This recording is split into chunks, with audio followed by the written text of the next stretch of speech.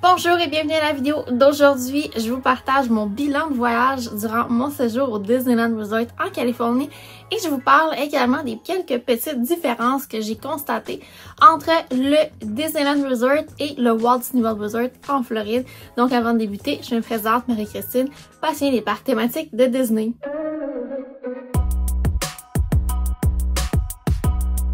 Donc, avant d'y aller à fond dans les différences ou les trucs que j'ai constatés avec le Disneyland Resort, je voulais vraiment vous parler que j'ai apprécié mon voyage. Donc, c'est sûr qu'on était vraiment une semaine à Anaheim pour Disneyland. On aurait pu diviser notre séjour pour faire une portion avec Universal Hollywood, mais pour nous et les dates de notre voyage, où est-ce qu'on avait la contrainte de la fête des mères, qu'on voulait pas aller dans un parc à notre première journée officielle. Donc, ça allait vraiment changer nos plans et on voulait une journée de repos. Donc, c'est un peu trop serré à notre goût pour se rendre à Universal Hollywood. On aurait eu besoin de 2-3 jours de plus à destination, mais somme toute, c'était vraiment un voyage parfait. C'est le voyage identique que j'avais planifié en 2020 pour célébrer mon anniversaire aux mêmes dates, au même hôtel, les mêmes préparatifs. Donc, c'était comme mon comeback que j'ai réalisé mon voyage qui a dû être annulé à cause, vous savez ce qui s'est passé en 2020. Donc, sur mon téléphone, j'ai tout plein de notes et de trucs que je vais vous parler qui vont vous aider à planifier votre voyage à Disneyland, à mieux comprendre les différences, surtout si vous êtes habitué à Disney World. Donc, il y a quelques trucs qui diffèrent et je veux vraiment prendre le temps de vous expliquer tout ça. Donc, première chose, à Disney World, on est habitué d'avoir quand même une bonne connexion au réseau Internet. Et à Disneyland, je veux vous avouer que le Wi-Fi n'était pas assez puissant à mon goût. Si je le compare à Disney World, ça n'arrive pas haute vitesse. Il y a certaines zones également dans la destination où est-ce qu'on a des creux de réseau Wi-Fi. C'est le cas de la station Lyft et Uber. Donc, si jamais vous voulez opter pour commander un Lyft et Uber, eh bien, la station entre les deux parcs thématiques Disneyland et California Adventure, celle-ci, il n'y a pas de réseau Internet, donc vous devez soit avoir des données cellulaires ou bien commander votre Lyft d'avance où vous avez une connexion Internet. Mais je vous conseille fortement, si vous allez en Californie, d'opter pour l'option des données cellulaires. C'est quelque chose qu'on pouvait éviter en allant à Disney World, de seulement se fier au Wi-Fi, mais à Disneyland, je vous conseille fortement de vous équiper tout ce qui est connexion Internet, d'avoir des données d'itinérance. Ensuite, je vais parler de la sécurité pour se rendre à destination. C'est un petit peu différent qu'à Disney World. À Disney World, on est équipé maintenant pour les parcs thématiques de détecteurs de métal, on garde tout dans notre sac et si ça sonne, eh bien, on doit se rendre au deuxième contrôle de sécurité avec un agent. À Disneyland, tous les sacs sont validés à la main, donc vous passez votre sac, les validez et ensuite vous, sans vos choses, allez dans le détecteur de métal. Donc, c'est un peu le même principe qu'en avion, je dirais. Mais votre sac n'ira pas sous un détecteur. C'est vraiment une personne qui va fouiller avec une flashlight et qui va déplacer quelques trucs. Donc, préparez-vous d'avance. Ouvrez chaque compartiment de vos sacs, les zippers, ouvrez-les et passez à la sécurité, vous donnez votre sac. Tout ce qui est dans vos poches, vos mains, vous mettez ça dans un compartiment, un petit boîtier. Et ensuite, vous allez suivre les instructions et lorsque votre sac est approuvé, vous passez le détecteur de métal. Donc, c'est une petite différence que je voulais vous mentionner. Donc, le prochain point que je veux parler, c'est les allergies alimentaires. Mon expérience avec mes allergies aux arachides aux noix n'a vraiment pas été la même que celle à Disney World. Donc, il y avait certains trucs que j'étais habituée que ça fonctionnait pas du tout comme ça à Disneyland. Donc ça va être une vidéo vraiment dédiée que je veux vraiment parler des allergies puisque c'était différent qu'on ait un kiosque, un quick service, un table service, un buffet. Donc je veux vraiment prendre le temps. Donc si vous êtes intéressé, eh bien revenez en temps et lieu sur ma chaîne YouTube. Je vais avoir une vidéo plus tard pour vous expliquer mon expérience avec mes allergies alimentaires à Disneyland. Ensuite, le prochain point que j'ai constaté, c'est certains restaurants, surtout en quick service, on va nous demander de trier nos déchets. Donc, à Disney World, on met tout dans une poubelle et ils ont un système pour faire du biogaz sur place. Eh bien, à Disneyland, on a différents compartiments pour les liquides, les déchets alimentaires pour en faire du compost, le recyclage et ensuite les déchets traditionnels. Donc, c'est quelque chose que je voulais juste vous partager que parfois dans les quick service, on nous donne un petit tray où est-ce qu'on peut mettre nos restants de table et c'est avec ça qu'on va glisser dans les poubelles pour jeter vraiment nos déchets alimentaires. Alors, le prochain point que je veux parler, c'est les transports. Disney World est reconnu pour ses divers transports gratuits et tout ça. À Disneyland, c'est différent. On a tout de même le célèbre monorail, mais pour l'utilisation, c'est vraiment différent de Disney World. On a besoin d'un billet de parc thématique pour emprunter le monorail. Et à Disneyland, on a également encore en place les réservations de parcs thématiques. Donc, avant 11 heures, si on veut emprunter le monorail, il faut absolument avoir un billet valide de parc thématique au Disneyland Park. Et après 11 heures, on peut avoir une réservation de parc thématique au Disney California Adventure ou Disneyland Park, peu importe, on va pouvoir l'emprunter. Donc, c'est quelque chose qu'il faut vraiment être au courant et il ne faut pas avoir de petites surprises si jamais on a une journée sans parc thématique, on veut faire un tour de monorail, ça ne sera pas possible au Disneyland Resort. Autre point que j'ai trouvé particulier, c'est qu'on a vraiment moins de toilettes, des salles de bain à Disneyland qu'à Disney World. Donc, il a vraiment fallu que j'aille les chercher sur la carte pour trouver où sont les toilettes. Ils sont vraiment mieux cachées, beaucoup plus petites et à vraiment moins d'endroits. Donc, ce que je vous conseille avant le voyage, c'est vraiment d'étudier où sont vos toilettes dans les parcs thématiques, puisque ça arrivait souvent que on avait besoin d'arrêter à la salle de bain et on les avait passés. Il fallait revenir en arrière quand même de bon 5 minutes de marche. Donc, c'est quelque chose que je vous recommande de savoir où sont vos toilettes dans les parcs thématiques si vous avez besoin parce qu'il n'y en a pas partout. Et en plus, elles sont plus petites, donc il y a quand même une certaine attente à chaque toilette. Alors, si vous êtes quelqu'un qui a des besoins réguliers, eh bien, je vous conseille d'être vraiment au courant de comment ça fonctionne et de prévoir à l'avance si vous en voyez une, d'arrêter au lieu d'attendre un peu et de devoir revenir chemin arrière pour aller à la salle de bain. Pour ce qui est du Disneyland Resort, les sections sont quand même très similaires à le Magic Kingdom à Disney World. Donc, on a Tomorrowland, Fantasyland, Adventureland, Frontierland. Par contre, ce qui diffère vraiment du Disneyland Park au Magic Kingdom, c'est qu'on a également Galaxy's Edge qui va être à l'arrière de Frontierland. Donc ça, c'est la section Star Wars que nous, on retrouve à Hollywood Studios. Il y a également la section New Orleans Square qui est différente. Donc, tout ce qui est la Louisiane, Nouvelle-Orléans se retrouve au Disneyland Park. C'est vraiment très beau comme secteur. Et à l'arrière du parc, on a également Toontown, passé Fantasyland, quelque chose du passé qu'on avait auparavant au Magic Kingdom qui a été remplacé pour l'expansion de Fantasyland en environ, je pense, 2015. Donc, le parc Disneyland Park est énorme. Il y a beaucoup d'attractions. Je vous dis énorme, là, tout est condensé, mais c'est colossal comme parc thématique. Donc, en une journée, c'est impossible de vraiment tout faire. Il faudrait vraiment marcher très vite et avoir tous les Lightning Lanes à la bonne heure au bon moment. Donc, je vous conseille un peu plus 2 journées au Disneyland Park. Je dirais que c'est quand même très idéal. Pour nous, on avait 4 jours de billets en parc hopper, donc on pouvait changer ici et là de parc thématique. C'était quand même bien. Mais également, un autre point que je veux vous parler, le parc hopper, on a trouvé qu'on aurait pu s'en passer. Donc ça, c'est quelque chose qui nous avait été conseillé de prendre le parc hopper et finalement, on a réalisé qu'on aurait pu seulement faire une seule journée à Disneyland, une seule à California Adventure et alterner nos 4 jours comme ça pour faire 2 visites dans chacun des parcs thématiques. Ça aurait été vraiment chouette. Puisqu'on avait le parc hopper, on s'est senti un peu obligé de changer de parc thématique. Donc parfois, on n'avait pas le temps de vraiment prendre toute l'ambiance du parc thématique, en profiter. Donc on changeait d'un parc à l'autre. C'était quand même bien, mais ça faisait qu'on avait un petit rush supplémentaire de vraiment maximiser nos billets. Donc si c'est quelque chose qui est plus ou moins important pour vous, le parc hopper, sincèrement, je le prendrai pas à Disneyland pour vraiment profiter de chacun des parcs thématiques une journée complète pour vraiment les visiter en détail. Sur ce, si vous prenez 3 jours de billets, là, je vous recommanderais le parc hopper, puisque la 3e journée, comme ça, vous pourriez changer de parc thématique.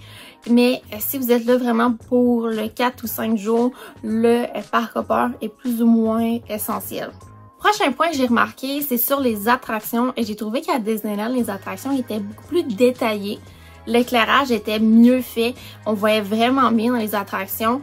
Et tout ce qui est attractions Fantasyland m'ont vraiment surprise. Et c'est les attractions que je vous recommande de débuter votre journée. Donc souvent, les gens se précipitent vers Rise of the Resistance, Indiana Jones, Space Mountain. Mais moi, je vous recommande vraiment d'aller dans Fantasyland. La seule attraction là des attractions derrière le château qu'on n'a pas fait, c'est Peter Pan, puisque la file d'attente est quand même très longue comme à Disney World. Mais les autres attractions comme Snow White, Pinocchio, Mr. Toad, le matin, on avait un 5 minutes d'attente, parfois aucune attente. C'était vraiment embarquement direct dans l'attraction. Donc, c'est des super belles attractions que sincèrement, vous ne devez pas contourner durant votre voyage, il faut absolument les faire. Donc, il n'y a vraiment pas d'ordre dans ma vidéo, là, c'est vraiment... Donc, je me suis pris des notes dans mon téléphone au fur et à mesure et c'est les notes que j'ai. Donc, le prochain point, c'est que tout se fait à pied. On nous avait dit que ça allait être vraiment quand même près, que oui, on marche, mais tout est proche. Mais ce que je dois vous avouer, pour être une habituée de Disney World, c'est quelque chose qui m'a manqué de Disney World, le service porte-à-porte qu'on a de prendre l'autobus de notre hôtel Disney et se faire déposer à l'entrée du parc thématique. Ça, c'est quelque chose que j'ai moins aimé de Disneyland Resort en général, était que le matin de notre hôtel à Disneyland, on avait quand même 1 km de marche à faire. Ça semble pas beaucoup, mais dans une journée, c'est vraiment le 2 km pour l'aller-retour qui s'ajoute et ça faisait en sorte que l'après-midi, on retournait pas se reposer à l'hôtel puisqu'on trouvait que c'était comme une perte de temps, mais également un 2 km additionnel qu'on s'ajoutait pour l'aller-retour qui aurait fait en sorte qu'on aurait été vraiment fatigué. Donc même si tout est rapproché, on fait excessivement de marche à Disneyland et je dirais que nos journées étaient quand même de 20 000 pas, ce qui est considérable avec Disney World. Donc à Disney World, on n'a pas à marcher pour se rendre de notre hôtel au parc thématique nécessairement. Donc, ça fait en sorte que quand on marche beaucoup, on marche dans les parcs thématiques. Donc, j'avais l'impression de pouvoir en faire plus à Disney World qu'à Disneyland pour le même nombre de pas, même si tout est plus proche à Disneyland. Je sais pas si vous comprenez, mais je trouvais que ça faisait beaucoup de marche, même si on me disait que tout était condensé dans le resort. Ensuite, pour les Lightning Lane, on aurait pu opter de les acheter d'avance et de les mettre sur notre billet. Par contre, c'est l'option qui m'effrayait le plus, pas excessivement peur, mais c'est que lorsqu'on achète d'avance le Lightning Lane sur nos billets, c'est non remboursable. Donc, j'avais opté de ne pas le prendre puisque je me disais si jamais il y avait quelque chose, je peux plus aller en Californie. Si je n'utilise pas mes billets, eh bien avec les modalités de mon billet, je pouvais obtenir la valeur monétaire que j'avais déboursée et l'appliquer plus tard pour racheter des billets pour une date éventuelle. Donc ça, je trouvais ça quand même bien comme politique que je perdais pas mes sous si jamais, parce que les billets, lorsqu'ils sont pas achetés dans un forfait, sont non remboursables. Donc ça fait en sorte que on est hors site et on achète nos billets d'avance. Et là, pour ma part, je les ai assurés. Donc j'ai pris une assurance voyage pour couvrir ce montant-là, puisque on ne sait jamais ce qui peut arriver. Donc pour ce qui est des Lightning Lane, j'avais opté de les acheter la journée même. C'est un petit peu plus cher que l'acheter l'avance. Par contre, la dernière journée, on ne les a pas achetés puisqu'il nous restait juste à faire des petites attractions qui n'ont pas nécessairement de Lightning Lane. Parce qu'à Disneyland, il y a environ une dizaine d'attractions par parc qui ont le multipass, mais les autres, il y en a beaucoup qui l'ont pas du tout et il n'y a pas vraiment d'attente très longue pour ces attractions-là. Donc pour nous, on les a seulement pris 3 jours, les multipass, et notre dernière journée de parc, on les a pas achetés. Pour le single pass, on l'a seulement pris à Radiator Springs, on l'a pas pris pour Rise of the Resistance. En fait, l'attraction Rise of the Resistance ou bien toute la section Star Wars, on n'est même pas allé dans le voyage. Donc j'ai vu l'entrée, mais je suis pas entrée puisque c'est une copie conforme de Disney World et je voulais pas vraiment prendre mon temps, mon énergie pour aller dans une section que je connais super bien. Oui, il y a peut-être des petites différences, les emplacements, des trucs, mais par contre, moi je voulais vraiment faire les attractions que j'avais jamais fait, qui sont exclusives à Disneyland, donc c'est ma priorité numéro 1. Autre chose que j'ai remarqué, c'est que l'option d'utiliser notre billet sur notre cellulaire est beaucoup plus populaire à Disneyland qu'à Disney World, donc les gens avaient presque pas de Magic Band et à Disneyland, c'est seulement le Magic Band Plus qui fonctionne. Donc si vous avez déjà un Magic Band, faut absolument que ce soit le modèle Plus, qui est le dernier modèle qui a sorti il y a quelques années à Disney World. C'est celui qu'on peut également utiliser à Disneyland. Donc notre Magic Band Plus est bon à la Disney Cruise Line, Disneyland Resort et le Walt Disney World Resort. Donc, si jamais vous voulez vous acheter un Magic Band, je vous conseille d'opter pour le modèle Plus. Ça va être celui qui va être le plus versatile si vous voulez essayer d'autres destinations Disney. Ensuite, autre chose que j'ai trouvé en lacune à Disneyland, c'est qu'il n'y avait pas assez de spectacles. À Disney World, on a beaucoup de spectacles qui attirent la foule, comme au Magic Kingdom, on a le Tiki Room, Country Bear Jamboree, le Hall des Présidents, le Carousel of Progress, le Filler Magic. Donc, déjà 5 spectacles dans un parc thématique, ça l'aide à attirer les foules. Et à Disneyland, il n'y a pas vraiment ça, des spectacles qui vont vraiment attirer les foules et en bon nombre dans les parcs thématiques.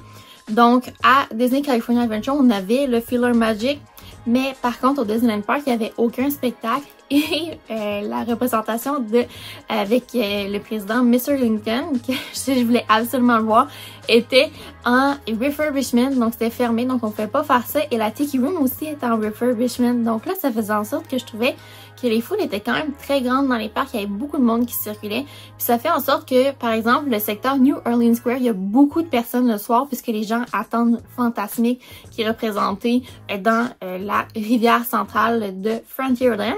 Et en plus, la file Pirates of the Caribbean, la Extended Queue est dans la rue. Donc ça fait qu'il y a beaucoup de monde le soir. Et là, puisqu'il n'y avait pas de spectacle, j'avais comme l'impression qu'il y avait une désorganisation. Puis je trouvais qu'à Disney World, c'était beaucoup mieux rodé pour les spectacles, pour attirer les gens, pour que la foule semble moins intense partout. Autre truc que j'ai remarqué, c'est qu'il y a beaucoup de restaurants où est-ce qu'on peut manger à l'extérieur, ou bien dans le parc, il y a beaucoup de secteurs où est-ce qu'il y a des tables extérieures sans nécessairement avoir besoin de manger à un restaurant. Donc les gens pouvaient s'asseoir vraiment partout. Il y a beaucoup de bancs, beaucoup de tables pour s'asseoir dehors. Et les restaurants, en majorité, il n'y a pas de salle à manger intérieure. Donc en Californie, il n'y a pas beaucoup de pluie à l'année. Par contre, si vous y allez durant les mois d'hiver, ça pourrait être quand même frais le soir là, de manger à l'extérieur. Ils ont des chaufferettes, là, je sais pas c'est quoi le terme pour mes Français de France, là, mais un heater, que je veux dire en anglais. Donc, si vous y allez durant l'hiver, ça pourrait être vraiment très froid là, pour manger tout le temps à l'extérieur. S'il y a une journée de pluie, eh bien, il faut trouver un restaurant qui permet de manger à l'abri. Donc, c'est possible au Tiana's Palace, au Hungry Bear, dans le parc Disneyland Park.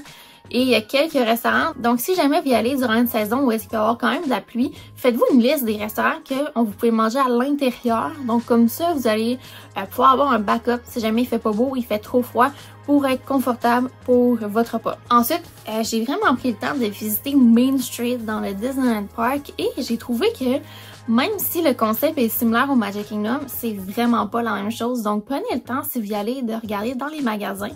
C'est vraiment un Main Street plus vieillot, comme je pourrais le décrire. Et les magasins, les boutiques, les confiseries, tout ça, c'est pas placé aux mêmes endroits que notre Magic Kingdom à Disney World. Donc, pour moi, c'est quand même très intéressant. Donc, comme le Casey's Corner, on n'a pas ça à Disneyland, c'est le Refreshment Corner, c'est différent.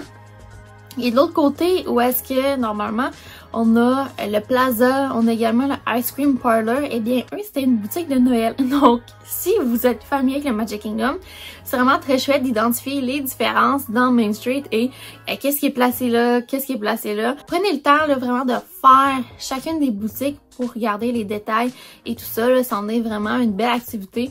Je dirais là, que ça peut prendre 1 heure, 1 heure et demie, là, faire vraiment le tour pour vraiment bien découvrir Main Street à Disneyland. Donc, autre point sur Main Street, j'ai remarqué que les véhicules de Main Street ne fonctionnent pas comme à Disney World au Disneyland Resort. Donc, à Disneyland, on a en rotation 2 à 3 véhicules de Main Street qui sont toujours présents. On a l'autobus Double Decker à 2 étages et on a également quelques voiturettes et ils sont en opération de l'ouverture du parc jusqu'en soirée, quand même assez tard. À Disney World, c'est pas vraiment le cas. On dit que c'est en opération toute la journée, mais généralement, c'est seulement en avant-midi. Quand il fait trop chaud, on les retire. Donc, ça, c'est quelque chose de vraiment cool que j'ai trouvé, puisqu'on peut avoir un genre de lift pour aller à l'avant du parc. Donc, c'est arrivé quelques fois où est-ce que, exemple, on était au château et on voulait quitter le parc, eh bien, on peut embarquer dans un véhicule de Main Street et se faire déposer au bout de Main Street. Donc, ça nous évite la marche. Donc, c'était quelque chose que je trouvais quand même très cool comme activité. Et parfois, les personnages embarquent même dans les véhicules pour faire un petit tour. Donc, Cruella et Mickey, là, ça leur arrive quelques fois. Donc, restez à l'affût de tout ça. Autre point que je voulais parler, c'est que tout est proche à Disneyland et c'est plus le cas pour le Disneyland Park que le California Adventure. Le California Adventure, c'est une expérience en tant que telle, donc il n'y a pas vraiment de parc Disney qui lui ressemble.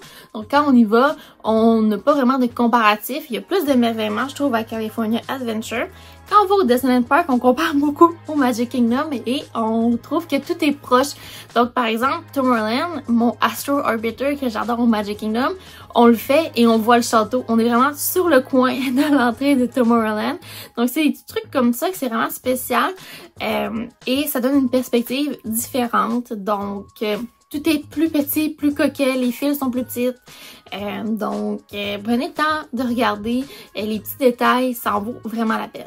Prochain truc que je veux vous parler, c'est le château à Disneyland. Oui, il est plus petit, mais un petit détail différent est que à Disney World, on peut manger dans le Cinderella's Royal Table et c'est presque la seule façon vraiment d'entrer dans le château pour voir l'intérieur.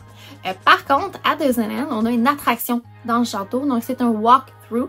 Donc c'est un exhibit où est-ce qu'on voit là, vraiment l'histoire de la Belle au bois dormant, Sleeping Beauty, puisque c'est son château à Disneyland. Donc ça, c'est quelque chose que je vous recommande de mettre dans votre horaire, si vous allez à Disneyland, de faire le walkthrough. Et pour notre part, on le fait en soirée, là, après l'heure du souper. C'était super calme. Donc, on monte d'un côté et ensuite, on redescend de l'autre. Donc, c'est vraiment très chouette à faire avec l'ambiance. C'est vraiment super cool. Ensuite, je vais parler des personnages. Donc, on m'avait indiqué qu'à Disneyland, les personnages, ça allait être un peu différent qu'à Disney World. Ce que je veux vous parler, c'est que les personnages, il y en a vraiment beaucoup à Disneyland, ils sont un peu partout et ils n'ont pas toujours un character attendant. C'est la personne un peu garde du corps du personnage qui l'accompagne. À Disneyland, parfois, les personnages sont même seuls, à part Mickey. Là, lui, il faut vraiment qu'il ait son garde du corps. Il est très populaire dans les parcs thématiques. Mais on va les retrouver un peu partout. Ils sont souvent là la journée au complet. Donc ça, c'est quelque chose, je trouve ça différent de Disney World et que sont partout en tout temps et il y a vraiment une variété de personnages présents dans les parcs thématiques. Les rencontres avec personnages sont différentes aussi. Les personnages sont beaucoup plus à l'écoute, à l'attention. Donc, c'est pas nécessairement une importance du nombre de personnes à voir dans un temps. C'est vraiment plus les interactions. Les fils sont souvent là, de 5 à 10 personnes au plus. Là, donc, ça va quand même très rapide. Pour les rencontres à personnages que j'ai fait, j'ai entendu là, à chaque fois moins de 15 minutes. Donc, je trouve ça vraiment très raisonnable. Et le restaurant à personnages que j'ai fait, Storyteller's Café, c'est l'un des meilleurs restaurants à personnages que j'ai fait à vie. Les personnages étaient vraiment cool. On a eu vraiment du plaisir. Par contre, c'est pas parce que c'était cette expérience-là pour moi que ça va être la même pour vous. Mais je dirais que quand vous interagissez avec les personnages, ils vont interagir en retour. Donc, soyez pas gênés. Ensuite, je vais parler de parade. Donc, je vous ai parlé un peu là, des spectacles avant, mais là, je vais parler de la parade. Donc là, en ce moment, on a la parade du 70e. Je vais mettre parade là, entre guillemets. C'est une cavalcade. Donc, c'est vraiment tout petit, très coquet. Donc, si vous avez seulement une parade à voir, moi, je vous conseille la Better Together dans Disney California Adventure. C'est une vraie parade. C'est vraiment calibre, Festival of Fantasy. Les chars sont super beaux, la musique, l'ambiance. À Disneyland, c'est vraiment un petit moment instantané. Donc, si vous voulez la voir, je dirais de pas attendre une heure là, pour la cavalcade du 70e. Vous pouvez vous placer vraiment à la dernière minute. Vous n'avez pas besoin du meilleur spot pour la voir. Pour ma part, je l'ai vue de l'entrée du parc et je trouvais qu'il n'y avait pas trop de personnes pour cet emplacement-là. Il y a quelques bancs également, c'est des personnes qui veulent la regarder assise. Donc, c'est super cute, une belle chanson, mais c'est très très court et il n'y a pas beaucoup de chars allégoriques pour la parade du 70e. Et le dernier point que je vais vous parler, c'est le décalage horaire. Comment est-ce que j'ai trouvé ça venant du Québec, aller en Californie, c'est un décalage horaire de 3 heures. C'était vraiment la première fois que je me rappelais l'impact d'un décalage horaire, puisque ça faisait quelques années que j'étais pas allée vraiment dans un autre time zone, puisque quand je vais à Orlando, c'est le même time zone que le Québec, donc il n'y a pas de décalage horaire pour moi. Pour ce qui est de la Californie, j'ai vraiment bien dormi la nuit, mais j'ai eu de la misère à m'adapter vraiment pour avoir le même horaire que à la maison. Donc, ce qui était vraiment différent était que on se levait quand même à 5h, 5h30 du matin, heure de la Californie. On allait déjeuner déjà à 6h30 du matin, le petit déjeuner de l'hôtel. Et dans les parcs thématiques, après le souper, on sentait vraiment la fatigue. J'avais pas envie de rester indéfiniment. On revenait à l'hôtel vers 6h30, 7h et on se préparait pour dormir et on s'endormait vers 8h30, 9h et après ça on se levait toujours vers 5h, 5h30. Un matin même, je me suis levée à 4h30 du matin, mais j'étais capable de faire mes journées complètes puisqu'il fait vraiment beau soleil là-bas, donc ça me donnait de l'énergie. Bien, pour ce qui est des repas, ça faisait en sorte qu'on déjeunait à 6h30 du matin, on venait vers 11h, 11h30 et on soupait vers 5h30 du soir. Petit fait cocasse, je veux vous le partager même si c'est peut-être too much information. Mon horaire du Québec m'a suivi en Californie. Donc, j'étais vraiment décalée. Et un truc que j'ai remarqué que je m'attendais vraiment pas était que moi, je suis quelqu'un qui va à la salle de bain le matin à la même heure pour faire mon numéro 2. Donc, peut-être trop d'informations. Mais exemple, j'y vais à 7 h du matin au Québec. Ça me suivait en Californie 3 heures décalées. Donc, j'allais aux toilettes à 4 h du matin. À chaque fois, je me levais dans la nuit pour aller faire mon numéro 2. Et ça est arrivé aux autres personnes dans mon voyage aussi que notre digestion, on avait vraiment un problème, c'était vraiment décalé. Donc, c'est quelque chose que je veux vous informer. Si jamais c'est quelque chose qui vous préoccupe, là, de pouvoir aller à la toilette tranquillement, sans dérangement et tout ça. Et là, je vous parle de tout ça, mais il y a un point que j'ai oublié de parler que je voulais mentionner. Ça se peut que ça vous arrive pas en voyage, mais je veux parler de la foule. Que je trouve c'est vraiment important. Durant les dates de voyage que j'y étais, les personnes avec les passes annuelles venaient beaucoup dans les parcs thématiques et toutes les passes annuelles avaient accès aux parcs thématiques. Puisque à Disneyland, il y a différents types de passes annuelles qui donnent accès à différentes journées dans l'année. Parfois, il y a une passe annuelle où est-ce que vous allez avoir des restrictions de date. Et quand on y était, toutes les passes annuelles étaent admissibles d'aller à Disneyland. Donc, ce qui se produisait beaucoup, qu'on a remarqué, c'est le matin, il n'y avait pas beaucoup de personnes. C'était vraiment très agréable. Et vers l'heure du midi, les gens commençaient à arriver, là, les pass holders. Mais c'est vraiment après l'heure du souper, comme j'avais prédit, il y avait beaucoup de personnes. Et puisque les gens qui avaient la passe annuelle qui coûte le moins cher avaient accès également au parc thématique, ça faisait que le soir, il y avait beaucoup de personnes puisque le 70e, c'était la première journée où est-ce que les gens étaient bloqués d'entrée avec leur passe annuelle jusqu'à une certaine date de l'été. Donc, les gens essayaient là, de rattraper là, leur passe annuelle pour vraiment en profiter avant qu'ils puissent pas entrer pour quelques semaines. Donc, ça faisait en sorte qu'après l'heure du souper, on remarquait que il y avait beaucoup d'adolescents, des gangs d'ados qui venaient à Disneyland et c'est quelque chose qui nous dérangeait un peu puisqu'il y avait un peu moins de savoir-vivre. Ça me rappelait un peu plus la ronde d'une fête foraine où est-ce que les ados, ils ont du plaisir mais ils prennent pas conscience que d'autres personnes autour d'eux. Donc c'est quelque chose que je veux vous mentionner, que vous soyez prêts, que ça se peut que le soir vous trouvez que ça vienne un peu brouhaha. Nous on l'a vraiment ressenti à tous les soirs de notre voyage que le soir ça commençait à devenir rodéo. Donc on était vraiment contents d'avoir planifié le voyage du fait qu'on arrivait pour l'ouverture du parc et qu'après le souper on quittait, donc comme ça on n'était pas dans la foule. On nous avait recommandé de peut-être l'après-midi une fois revenir à l'hôtel pour pouvoir arriver dans le parc plus tard le soir et regarder un spectacle. Et on était contents de pas faire ça parce que je crois que j'adore les gangs d'adolescents et tout ça. Mais quand on est en vacances et on est fatigué, on est plus irrité. Et moi ce qui me dérange c'est aie du plaisir, mais ne dérange pas ma bulle. Et là, je trouvais qu'on dérangeait beaucoup ma bulle. Donc, parfois, on me bousculait.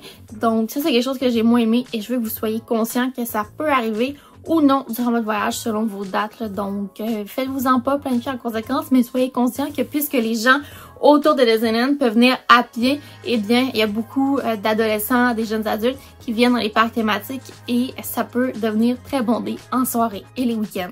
Donc, c'est vraiment tout là, pour mon bilan de voyage. J'ai d'autres trucs qui me viennent en tête, mais c'est vraiment le sommaire là, de ce que je veux vous parler pour que vous soyez vraiment conscients. Ça ressemble à quoi Disneyland versus Disney World si vous êtes habitué à la Floride. Donc ça me fait vraiment un plaisir de vous parler de tout ça aujourd'hui. J'espère que vous avez apprécié. Si c'est le cas, je vous invite à laisser un beau petit thumbs up. Vous pouvez également laisser un commentaire si vous êtes allé à Disneyland, ce que vous avez remarqué qui était différent de Disney World. Et on se dit pour une prochaine fois. Bye!